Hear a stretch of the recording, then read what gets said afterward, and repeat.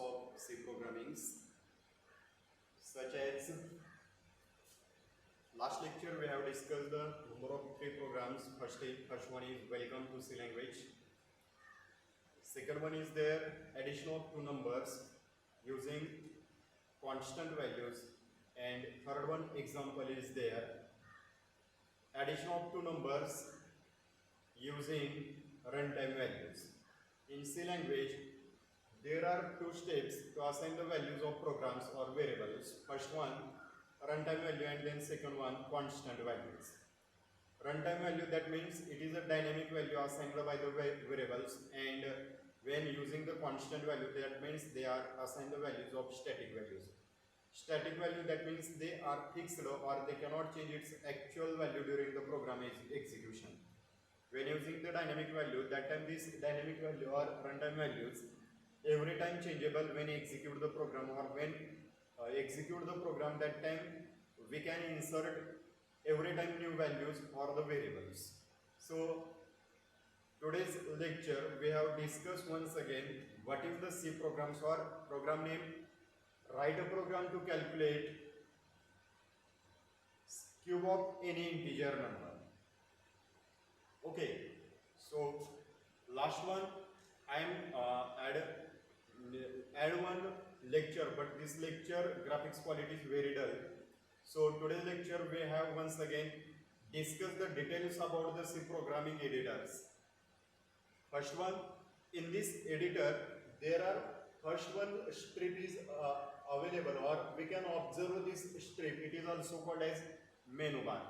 In this menu bar there are varieties of menus available, and these menus are namely as first one file, second one edit, search, run, compile, debug, project, option, windows, help.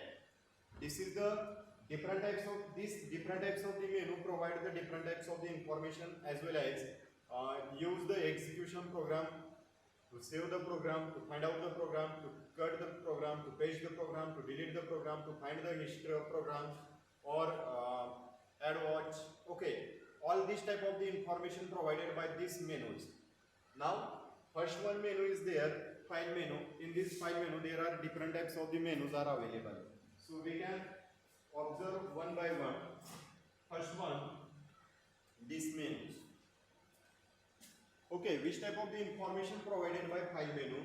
First one, this menu indicates the new. When user want create the new app, a new program, that time there is a required new editor. Okay, every time when writing the new program, that time new command provide the new editor, and to write once again newly code here. Second one, open. When save the program in computer memory, or when save the data in computer memory, and to use this saved data to once again, that time we can open the previous saved data and to modify it. That time these open options available to different types of the files open here. Third one, save. When store the data in permanent computer memory.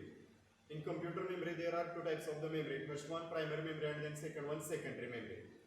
Primary memory, what indicates the primary memory? Primary memory to hold the data temporary when application is present or when system is on. If the application is closed, or if the system is shut down, that time this application data will be corrupted, or data will be lost here. So we can save the data as using the save file. Fourth one is there, save as. These save as command are used to store the data duplicate, or when create the duplicate file or same name. This same file we can use the different names. That time this save as options provided by the users. Okay, and this is the print options, or it is a dot set. It is the last one, quit option, when our task is completed and this application is closed. That time this quit command are used here. Now second one option is there,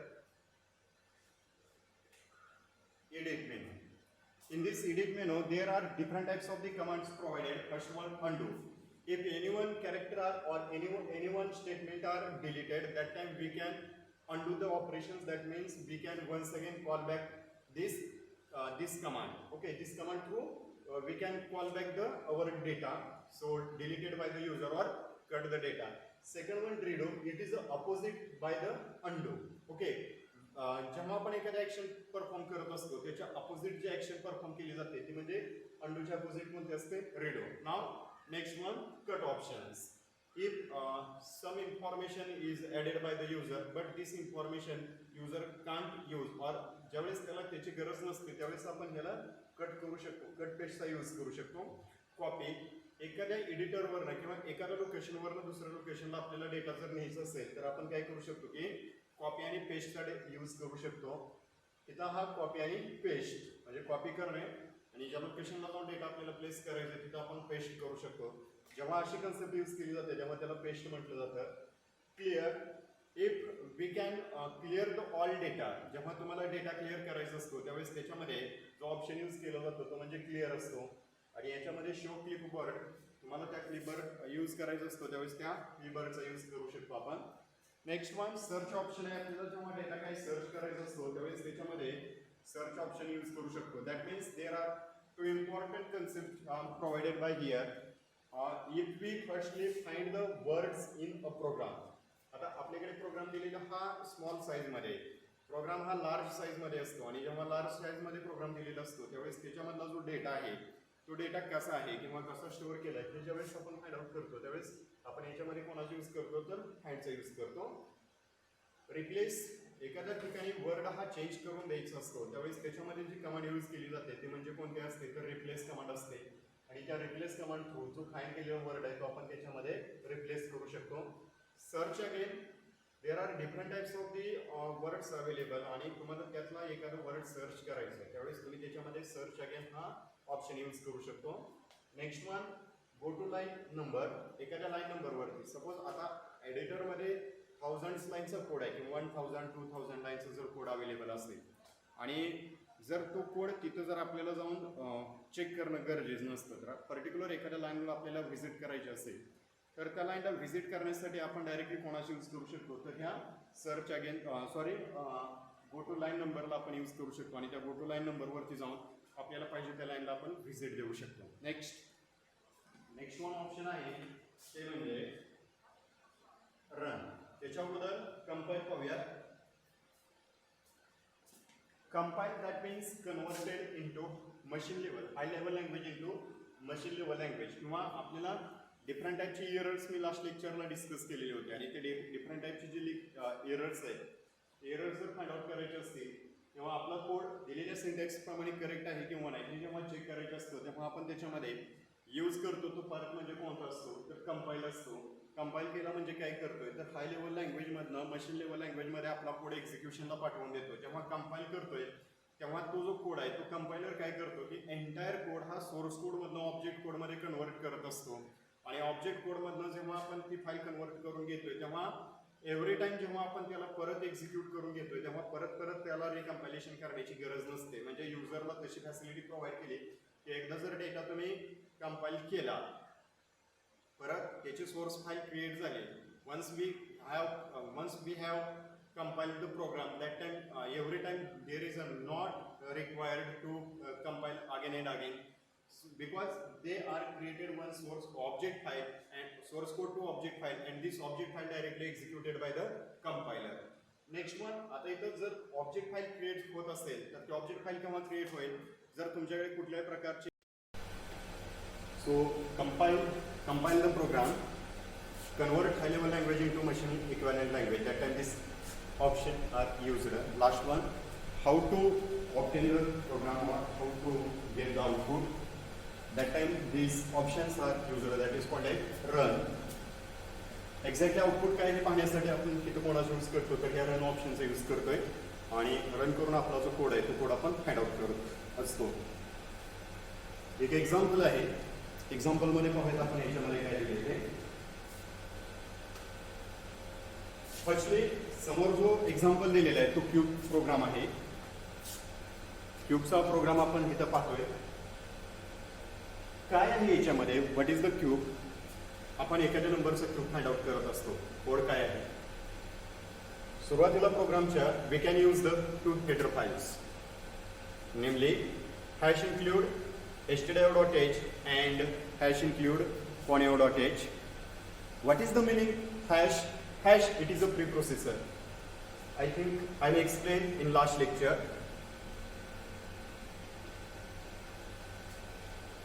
printf आणि स्कॅनिफ फंक्शनला link करायचे असते तेव्हा आपण याच्यामध्ये जी preprocessor directory use करतो त्याला काय म्हटलं जातं? Hash.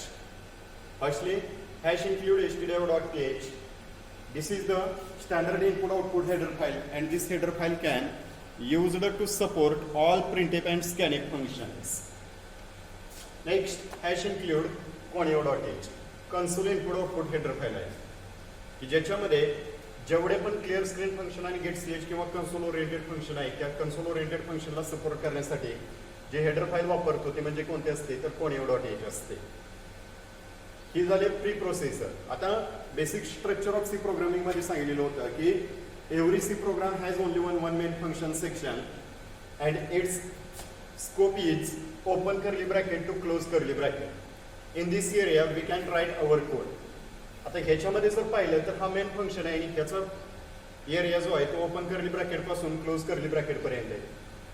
This part is also called as local variable declaration. आता इथं जो व्हेरिएबल डिक्लेअर केला n, sq, it is a square clear screen function printf enter the number. आपण नंबर एंटर करून घेतला. इथं स्कॅनफ फंक्शन यूज केला, यांची व्हॅल्यू इथं घेतली. आता इथं काय आहे की एंटर द नंबर घेतला. Every statement in main function terminated with semicolon. जेव्हा एक किंवा एकापेक्षा जास्त व्हेरिएबल डिक्लेअर केलेले असतात तेव्हा ते व्हेरिएबल सेपरेट करण्यासाठी कॉमा वापरला जातो आणि ह्याच्यामध्ये हा जो आहे हा टर्मिनेट केला सेमिकोलनने. जर तुम्ही सेमिकोलन नाही दिला तर तिथं नंबर ऑफ टाइप्स किंवा डिफरंट टाइपची एरर जनरेट होते. तुम्हाला मी 4 टाइपचे एरर सांगलेले 4 ते 5 टाइपचे त्या प्रकारची एरर इथं जनरेट होऊन तुमचा जो कोड आहे तो कोड एक्झिक्यूट होणार नाही. आता इथं प्रिंटेफ मध्ये काय दिला की enter the number printf double quotation mark मध्ये इथं आर्ग्युमेंट्स पास केले टर्मिनेट केला सेमिकोलन. आता आर्ग्युमेंट दिले ते डबल कोटेशन मार्क मध्ये यूज केलेले आहे. सेकंड वन इथं काय वापरला की स्कॅनफ फंक्शन आणि तिथं स्कॅनफ फंक्शन मध्ये %d double quotation complete and address n दिला. ओके, तिथं दिला cu is equal to n into n into n. आपण ज्यावेळेस क्यूब फाइंड आउट करतो त्यावेळेस क्यूब फाइंड आउट करताना जे लॉजिक आहे ते लॉजिक म्हणजे कोणतं तर यांचा स्क्वेअर यांचा क्यूब फाइंड आउट करतो त्यावेळेस यांचा 3 टाइम आपण मल्टिप्लिकेशन करतोय आणि त्याची जी आलेली व्हॅल्यू आहे ती व्हॅल्यू कोणामध्ये स्टोअर केली cu मध्ये स्टोअर केली. हा जो आहे तो हा फॉर्मॅट स्पेसिफायर आहे की जो इंटिजर साठी वापरला. हा जो आहे तो ऍड्रेस ऑपरेटर आहे आणि हा ऍड्रेस ऑपरेटर यांची व्हॅल्यू स्टोअर करून ठेवण्यासाठी यूज केला गेला. नेक्स्ट वन प्रिंटेफ मध्ये इथं काय वापरला की स्क्वेअर इज %d. स्क्वेअर मध्ये काय डिस्प्ले केला तर आपण काय करतो की cu डिस्प्ले करतोय म्हणजे इथं फॉर्मॅट स्पेसिफायर दिला %d. %d यूज करण्याच्या पाठीमागला पर्पज काय आहे की ज्यावेळेस इंटिजर डेटा टाइप यूज करतो तेव्हा त्याचा फॉर्मॅट स्पेसिफायर हा %d असतो म्हणून इथं काय वापरला cu. आणि लास्ट वन जो गेट ch फंक्शन आहे तो गेट ch आपल्याला आउटपुट दाखवतोय. प्रत्येक स्टेटमेंट ह्याच्यातलं पाहिलं तर प्रत्येक स्टेटमेंट हे टर्मिनेट केले सेमिकोलनने. आता सेमिकोलन कुठे देऊ शकत नाही मेन फंक्शनला आणि जिथं कंडिशन असते त्या कंडिशनला हेडर फाईलला सेमिकोलन देता येत नसतो. सेमिकोलन देणे ह्याचा अर्थ ते स्टेटमेंट तिथं टर्मिनेट झाले किंवा टर्मिनेट केले हा होतो. इथं प्रोग्रामचं एक्झिक्युशन पाहूया. How to compile the program. Program compile करण्यासाठी आपण त्याचा यूज कसा करतोय. हा प्रोग्राम कंपाईल करण्यासाठी कंपाईलवरती गेलो तिथे एक एरर आला. So what is the error. Error पहा ह्याच्यामध्ये ऍक्च्युअल तिथे sq डिफाईन केला आणि यूज काय केला आपण cu केला म्हणजे ह्याच्यामध्ये अनडिफाइंड सिम्बॉल हा जो आला तो सिंटॅक्स एरर जनरेट झाला. व्हेरिएबल डिक्लेरेशन वेगळं केले आणि इथे एरर आलेला वेगळं आहे. मग आता ह्याच्यामध्ये याचं सोल्युशन काय तर जे इथं डिक्लेरेशन करताना व्हेरिएबल जे डिक्लेअर केले ते यूज झालं पाहिजे. आता ऍक्च्युअल आपण इथं cu सगळीकडे वापरलेलं आहे.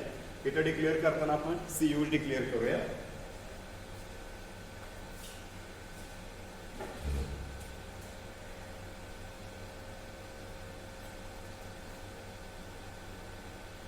चेक करूया एरर कंपाईल.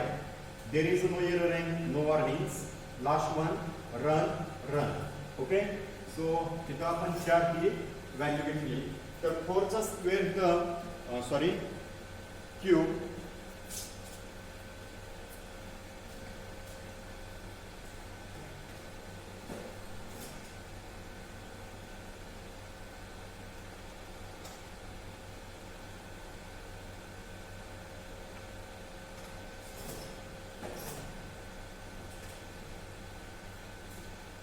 पाचचा क्यूब आपल्याला इथं मिळाला 125. हा इथं पाचचा 3 टाइम गुणाकार मल्टिप्लिकेशन केलं तर इथं किती मिळाला 125 हे आन्सर मिळालं. Next one another one example आपण पाहूया. इथं हा क्यूब फाइंड आउट केला. त्याच्यानंतर नेक्स्ट वन ओपन करूया आणि ओपन करून आपला जो प्रोग्राम सेव्ह केलेला होता तो स्क्वेअरने आपण फाइंड आउट करूया. स्क्वेअर हा स्क्वेअर आहे. हा कंपाईल केला आपण याच्यामध्ये. कंपाईल करून एरर आणि वॉर्निंग चेक केल्या. इथं CU is equal to n into n find out केला. ऍक्च्युअल व्हेरिएबल आपण इथं CU डिक्लेअर करूया. हा कंपाईल केला. कंपाईल केल्यानंतर काहीच नाही. त्याच्यानंतर रन केला. इथं 3चा स्क्वेअर काढला 9 मिळाला. ओके. जेव्हा आपण अशा प्रकारे प्रोग्राम एक्झिक्यूट करतो त्यावेळेस त्याच्यामध्ये आपल्याला काय मिळतं की स्क्वेअर आणि क्यूब फाइंड आउट करता येतो आपल्याला. एक्झाम्पलमध्ये काय दिलंय की एक व्हेरिएबल डिक्लेअर केलं n की ज्याच्यामध्ये युजर कडून त्याला व्हॅल्यू असाइन करून घेणार आहे. Enter the number. स्कॅनिफ हा इनपुट फंक्शन आहे. पर्सेंटेज दिला इंटिजरसाठी आणि ऍड्रेस दिला n साठी.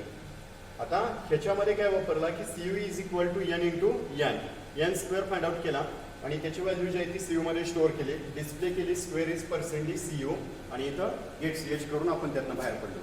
म्हणजे ज्यावेळेस आपण हा कोड एक्झिक्यूट करेल त्यावेळेस फक्त आपल्याला पहिल्यांदा मेसेज मिळेल की एंटर द नंबर. इथं व्हॅल्यू घेतली जाईल. व्हॅल्यू घेताना फक्त आपल्याला इनपुट करून घेतलेली दिसेल आणि आउटपुटमध्ये डायरेक्टली मिळेल की स्क्वेअर इज. बाकीचा जो पार्ट आहे तो पार्ट हाईड केला जाईल एक्झिक्युशन मध्ये. नेक्स्ट त्याचा आउटपुट वन्स अगेन पाहूयात आपण एंटर द नंबर केला. नंबर एंटर केल्यानंतर इथं नंबर किती मिळाला 3 आणि इथं स्क्वेअर किती मिळाला 9. त्या प्रोग्रामचं हे आउटपुट मिळालं. आणखी एक एक्झाम्पल पाहूयात आपण याच्यामध्ये.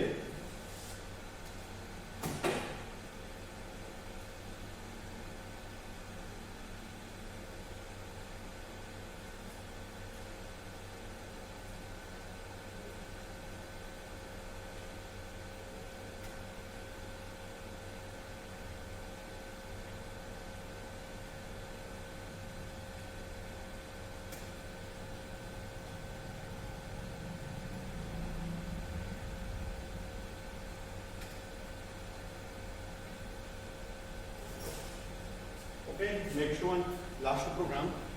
Write a program to find out total mark as well as percentage of marks. हा एक प्रोग्राम आहे. ह्याच्यामध्ये टोटल मार्क पण कॅल्क्युलेट करायचे आणि पर्सेंटेज मार्क पण कॅल्क्युलेट करायचे. मी इथं 5 सब्जेक्टचे टोटल मार्क कॅल्क्युलेट करण्यासाठी 5 सब्जेक्टचे व्हेरिएबल घेतले. A, B, C, D, E आणि टोटल नावाचा एक व्हेरिएबल घेतला ज्याच्यामध्ये आपण व्हॅल्यू स्टोअर करणार आहे. टोटल ह्या व्हेरिएबलमध्ये व्हॅल्यू स्टोअर करतोय. क्लिअर स्क्रीनमध्ये प्रिंट आहे एंटर द नंबर किंवा एंटर द सब्जेक्ट मार्क हा मेसेज घेतला. टोटल इथं किती व्हेरिएबल्स आहेत 1 2 3 4 5 सब्जेक्ट इथं व्हॅल्यू एंटर करून घेणार आहे. त्याच्यासाठी इथं फॉर्मॅट स्पेसिफायर 5 वापरले.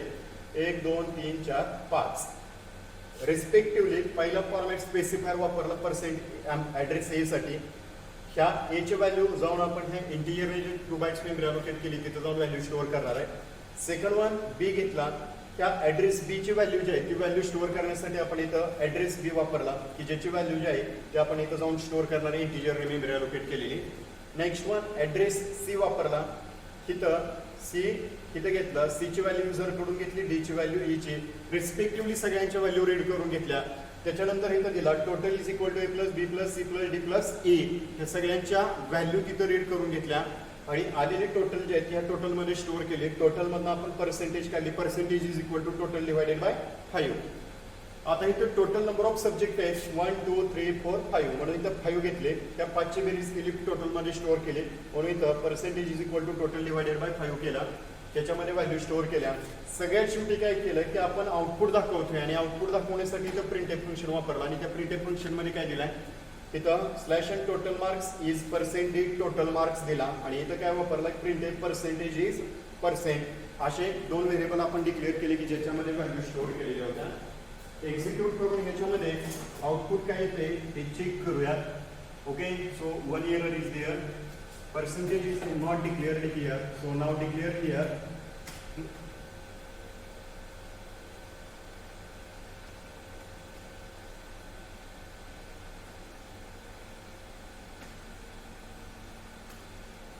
Okay, no errors no warnings. Run केला.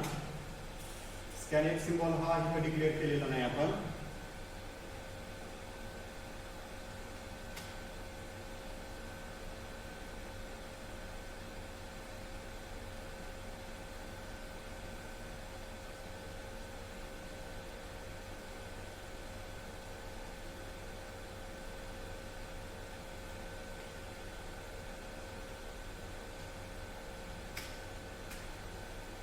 हा रन केला. इथं नंबर घेतले 40, 50, 55, 34, 56. टोटल मार्क्स किती मिळाले आपल्याला 235 मार्क्स मिळाले. आणि पर्सेंटेज मार्क्स किती आले तर इथं 47% मार्क डिस्प्ले झाले.